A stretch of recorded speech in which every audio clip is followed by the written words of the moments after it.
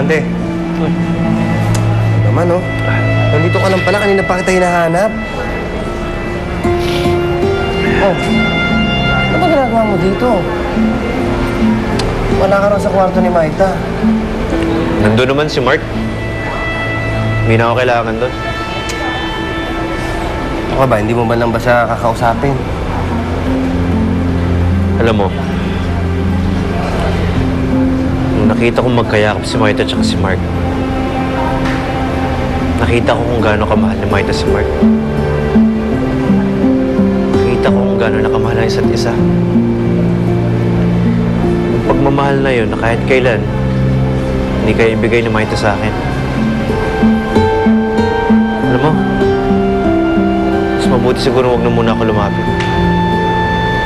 Ang maganda ngayon, alam ko ligtas si Maita. Saka sa pa, baka galit sa akin yun. Sige. Huwag teka. Saan ka pupunta? Uwi na. Isama na ako sa'yo, eh. What? You mean magkapatid kayo ni Maita? Sigurado ka ba sa sinasabi mo? Oo, si Daddy mismo ang nagsabi sa akin. Shocking yun, ah. Hindi lang shocking, nakakasuka pa, no? Piruin mo, kapatid ko yung bruhang babaeng yun. Nako, mukhang mas may inis kasi babalita ako sa'yo. Ano yun? Kasi may kakilala akong nurse sa hospital. So, nagtanong ako, nakaligtas daw si Maite. Peste talaga yung bruhang yun.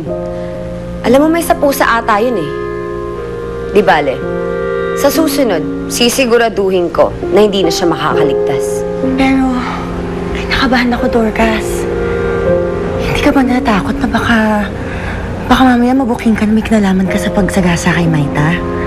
Hindi ka ba natatakot baka mamaya mahuli ka at makulong?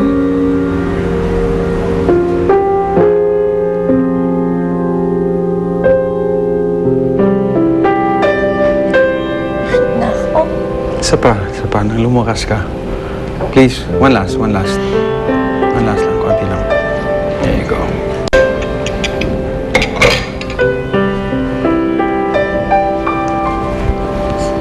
Salamat sa pag-alaga mo sa akin.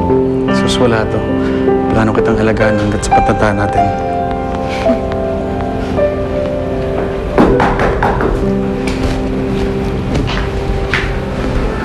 Nawalang galang na po. Pwede po sana makaistorbo. Mabuti naman ho, nandito kayo. Alam niyo na ba kung sino ang gustong sumagasa at nakasagasa sa anak ko? Yun nga ang pinunta ho namin dito. Nagtanong-tanong ho kami sa pinangyarihan ng aksidente. Ano po nalaman niyo? Ayon po sa mga nakasaksi, hindi ho simpleng hit and run ang nangyari kay Maita. Kundi parang sinadya yata siya na sagasaan ng kotse. Sino naman nagagawa nun? Sino naman ang gusto sumagasa sa akin?